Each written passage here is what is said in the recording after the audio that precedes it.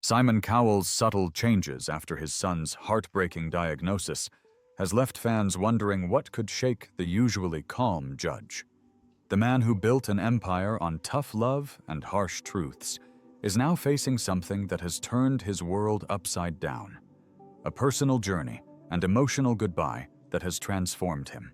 What we discovered about Simon's heartbreaking situation will surprise you, revealing a side of Simon Cowell that few have ever seen. As one reporter put it, this changes everything. February 14th, 2014, changed Simon Cowell's life forever. It wasn't just another Valentine's Day. It was the day Eric Philip Cowell was born to the world, and with him came a transformation that nobody saw coming. Simon had always been the bachelor of the entertainment world. He was famous for saying he'd never have kids, claiming he was too old and too set in his ways. But when Eric arrived, everything shifted. The man who once lived only for his TV shows and record deals suddenly found himself thinking about someone else first. After I lost my parents, I genuinely felt I would never feel that kind of love for anyone ever again, Simon shared in a rare emotional moment. I thought that was it until I saw the scan of him for the first time. From that moment I saw the scan, I was like, that is it. I'm besotted. Eric wasn't just any celebrity baby. He was named after Simon's father, Eric Philip Cowell, carrying forward a family legacy that meant everything to the entertainment mogul. From the very beginning, Simon made it clear that Eric would be different. He wouldn't be spoiled like other celebrity children. He would learn the value of hard work. But as Eric grew older, Simon began noticing things that other parents might not see. Little moments that made him pause. These weren't necessarily concerning moments, but they were different enough to catch Simon's attention. The early years were filled with joy, but there were also questions. Eric was developing at his own pace, and Simon found himself becoming more protective than he'd ever imagined possible. He began turning down projects that would require him to be away from home for too long. He began scheduling his life around Eric's needs rather than his own career demands.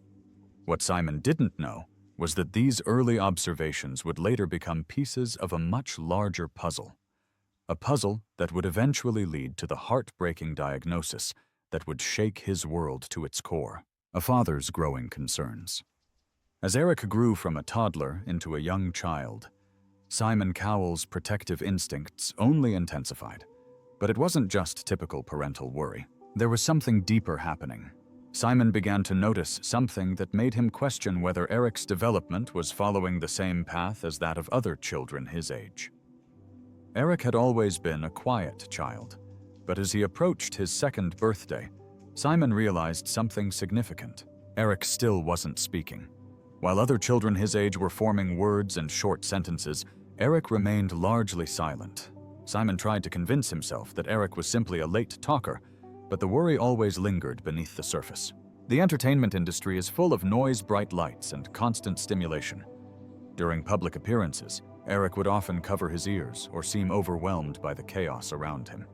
Simon initially thought this was normal. After all, he was just a small child in a very adult world. But as these reactions continued, Simon began to wonder if there was more to it. Friends and family tried to reassure Simon that every child develops differently. Some children simply take longer to start speaking than others, they would say. But Simon's instincts told him something else was happening.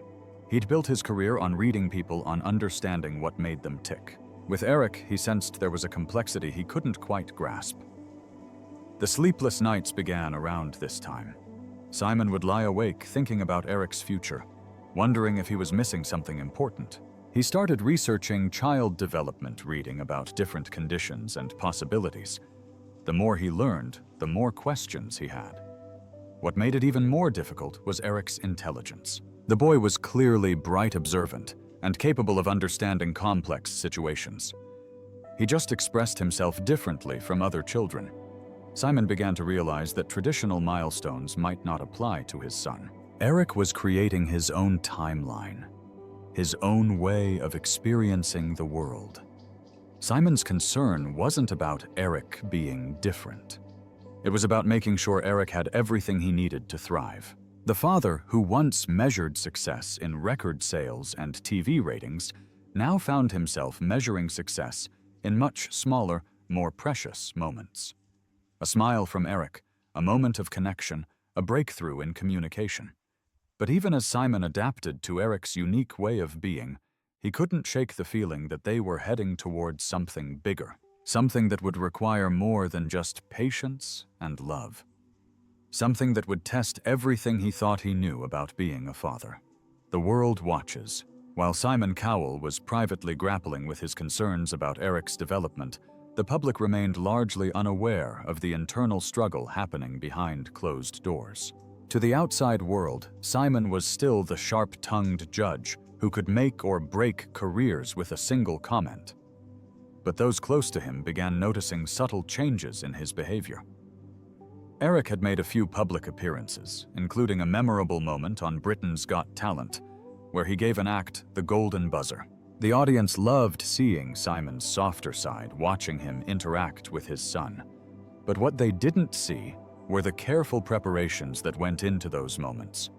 Simon had learned to create controlled environments where Eric could feel comfortable and safe. Soon the media started picking up on Simon's transformation. Headlines would read about how fatherhood had changed the notorious bachelor, but they were missing the deeper story. Simon wasn't just becoming a gentler person, he was becoming an advocate for a child who experienced the world differently than most. Behind the scenes, Simon was making significant changes to his professional life. He started declining projects that would take him away from Eric for extended periods. He restructured his schedule to ensure he could be present for the important moments. His business partners initially thought this was just typical new parent behavior. But Simon's commitment to being available for Eric went deeper than anyone realized. The speculation about Eric's development began quietly in online forums and social media discussions. Some people noticed that Eric seemed different during his public appearances. Others commented on how protective Simon had become. But Simon refused to engage with the speculation. He understood that Eric's privacy was more important than satisfying public curiosity. What the public didn't know was that Simon was consulting with specialists seeking answers to questions that kept him awake at night. He was learning about different developmental paths, exploring resources that could help Eric reach his full potential. Every consultation, every appointment, every conversation with an expert was another step toward understanding what his son needed. The irony wasn't lost on Simon. He'd spent his career judging others, deciding who was ready for the spotlight and who wasn't. Now he was learning that readiness looks different for everyone. Eric was teaching him that success couldn't be measured by traditional standards. Some of the most beautiful moments happened away from cameras in quiet spaces where Eric felt free to be himself. As the speculation continued to grow, Simon realized that he would eventually need to address the questions surrounding Eric's development. But he also knew that when that time came, it would be on his terms in a way that protected and honored his son. Signs, symptoms, and diagnosis. The turning point came during a family vacation when Eric was 4 years old. Simon had planned the perfect getaway, but what should have been a relaxing trip became a series of challenging moments that made it impossible to ignore what was happening with Eric's development. Eric had always been sensitive to changes in routine, but during this vacation his reactions became more pronounced. New environments seemed to overwhelm him. The sounds of the resort, the unfamiliar food, the different bedtime routine. Everything seemed to trigger responses that Simon had never seen before. One evening, while other families were enjoying dinner on the resort's terrace, Eric became visibly distressed by the combination of music, conversation, and clinking dishes. He began covering his ears and rocking back and forth. Simon tried to comfort him, but Eric seemed unreachable, lost in his own world of sensory overload. That night, Simon called his partner Lauren, and together they made a decision that would change everything. They would seek professional help, not because they thought something was wrong with Eric, but because they wanted to understand how to support him better. The official diagnosis came on a Tuesday morning in December 2018. Simon Cowell sat in a small office across from a team of specialists who had been evaluating Eric for several months. The words autism spectrum disorder hung in the air like a weight that would forever change how Simon understood his son's future. The lead developmental pediatrician spoke gently but clearly. Eric shows significant characteristics consistent with autism spectrum disorder.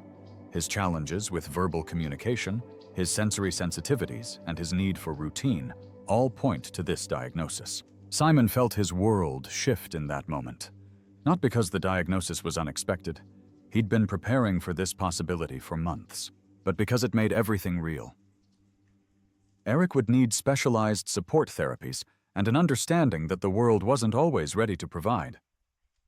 What does this mean for his future? Simon asked, his voice quieter than anyone had ever heard it in public. The pediatrician smiled warmly. It means Eric will experience the world differently from other children.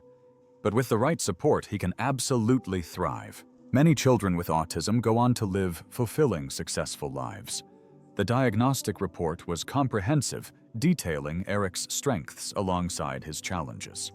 While Eric struggled with verbal communication and social interaction, he showed remarkable abilities in pattern recognition and visual processing. The report noted his intense focus on subjects that interested him and his ability to remember complex sequences. Simon learned that Eric's autism was what professionals called moderate. He would need significant support in some areas, but he also had many capabilities that could be developed with proper intervention. The key was understanding how Eric's brain worked and adapting the world around him to meet his needs. The hardest part wasn't the diagnosis itself. It was thinking about how to tell the world. Simon had spent his career in the spotlight, but Eric's privacy was paramount. How do you protect a child from public scrutiny while also advocating for understanding and acceptance? That evening, Simon sat with Eric, watching him carefully arrange his toy cars in perfect lines. Eric's focus was intense, almost meditative. In that moment, Simon realized something profound. Eric wasn't broken or damaged. He was simply different, and that difference came with its own kind of beauty. The diagnosis also brought clarity to Simon's behavior over the past few years. His increased protectiveness, his schedule changes, his reluctance to put Eric in overwhelming situations. All of it made sense now. He'd been instinctively adapting to Eric's needs before he even understood what those needs were. But with the diagnosis came new responsibilities. Eric would need speech therapy, occupational therapy, and behavioral support. Simon would need to learn about autism, about advocacy, about creating a world where Eric could succeed. The entertainment mogul was about to become something else entirely, a father fighting for his son's future in a world that didn't always understand. After Eric's diagnosis, Simon Cowell's life transformed in ways that no one outside his inner circle could have imagined. The man who once thrived on chaos and unpredictability became a master of routine and structure, with every day carefully planned to give Eric the stability he needed to thrive. Simon's Malibu home was redesigned with Eric's sensory needs in mind.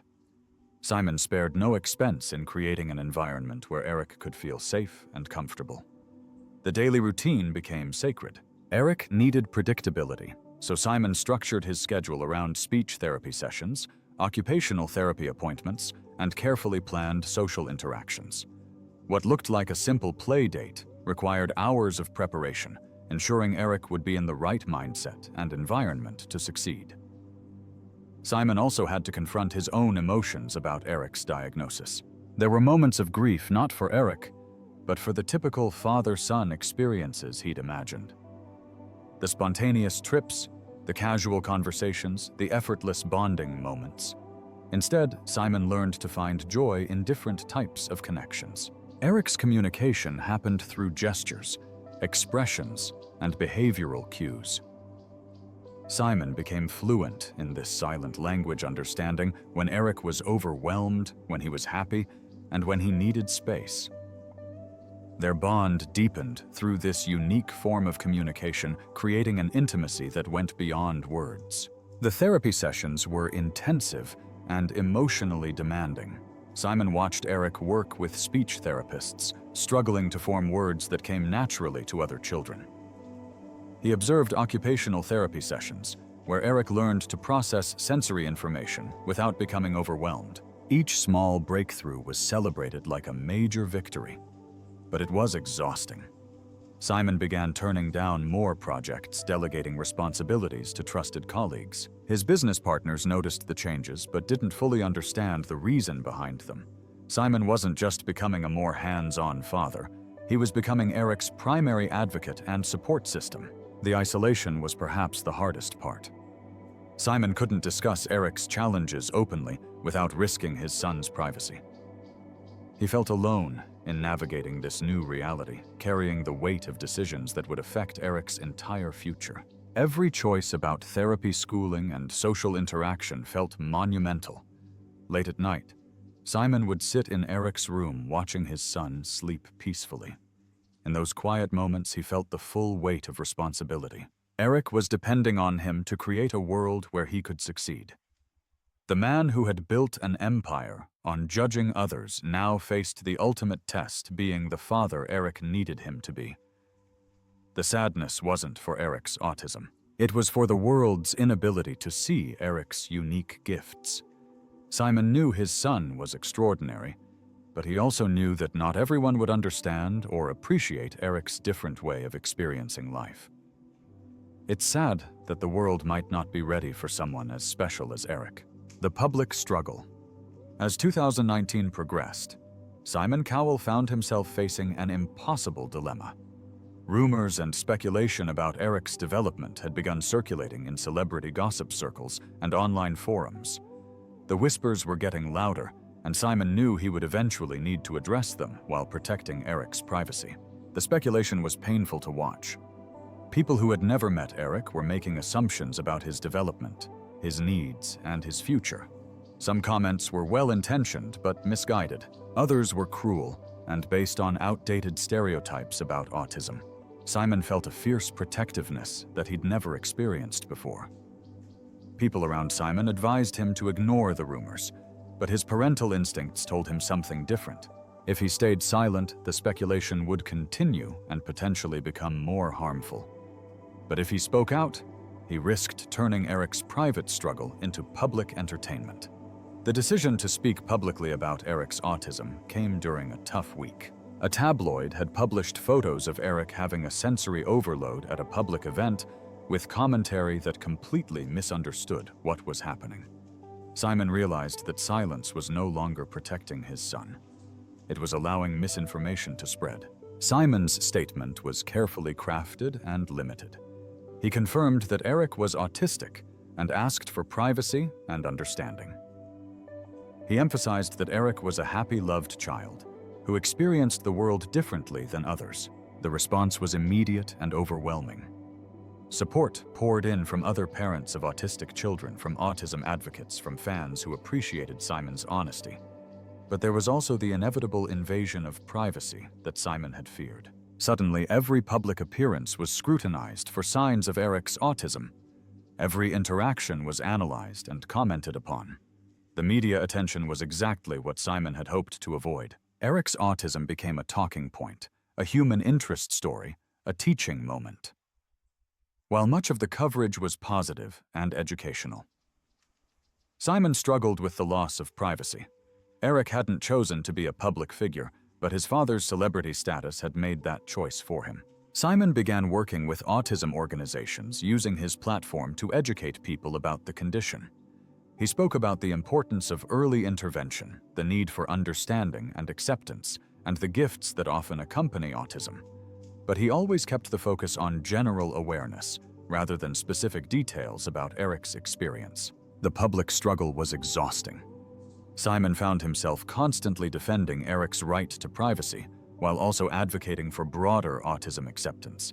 He was learning to navigate a world where his son's medical diagnosis had become public knowledge and fair game for commentary. The saddest part for Simon was watching how some people responded to the news. Despite his efforts to educate and inform, some individuals continued to view Eric's autism as a tragedy or limitation. It's sad that even with all the information available, some people still couldn't see Eric's potential and worth. But there were also beautiful moments of connection and understanding. Parents reached out to share their own stories. Autism advocates thanked Simon for using his platform to increase awareness. Teachers and therapists expressed appreciation for his openness. In those moments, Simon felt that his decision to speak out had been worth the sacrifice of privacy. The heartbreaking goodbye. As the year went on, Simon Cowell faced a profound personal shift. He was not saying goodbye to his son, Eric, but he was saying goodbye to the person he thought he would be before autism changed everything. He was saying goodbye to the father he thought he would be. The father who would teach Eric how to ride a bike, have easy talks about school and friends, and watch his son reach all the typical milestones. That father was gone, replaced by someone who was more patient, more understanding, and more aware of the world's differences. Simon was also saying goodbye to his lack of understanding about autism and neurodiversity. He couldn't watch children struggle with communication or sensory issues without thinking about the support they needed. He couldn't enjoy talent shows the same way, knowing that some of the most talented people might never get a chance because the world wasn't set up for them. The goodbye also meant saying farewell to the simplicity of his life before. Every decision now had to consider Eric's needs, comfort, and future. Spontaneous trips were impossible. Public appearances had to be carefully planned. Simon was letting go of the freedom he once had. What hurt the most was saying goodbye to the dreams he had for Eric's future. Not because those dreams weren't possible. Eric was capable of amazing things, but because the path to those dreams would be harder, and Simon would need to learn how to support him in ways he hadn't expected. This change was visible to those who knew Simon best. He became quieter and more thoughtful, sometimes carrying a sadness he couldn't fully explain. The diagnosis had brought some relief because it gave him answers, but it also meant he had lost the typical father-son relationship he had imagined. His closest friends and family saw him mourn the conversations he might never have with Eric, the shared interests that might never form, and the usual childhood experiences Eric might never enjoy. It wasn't about loving Eric any less. It was about mourning the fatherhood that autism made impossible. The sadness was most obvious during milestones. Other parents celebrated their kids' first words, first days of school, and first friendships with simple joy. Simon celebrated those moments too, but they came with more effort, extra support, and the knowledge that each milestone required much more work and advocacy than most people understood. However, in letting go of one version of fatherhood, Simon discovered something unexpected. The bond he was building with Eric was deeper, more meaningful, and more beautiful than he had imagined. Their connection went beyond words in the form of gestures, expressions, and a mutual understanding that didn't need to be spoken. This goodbye was sad, but also beautiful. Simon was letting go of his expectations and embracing the reality of fatherhood. He was becoming the father Eric truly needed. And in doing so, he realized that love could be stronger than any challenge and more meaningful than any traditional milestone. What do you think about Simon's journey as a father? Have you ever had to completely change your expectations about someone you love? Share your thoughts in the comments below. Thanks for watching, and see you in the next video.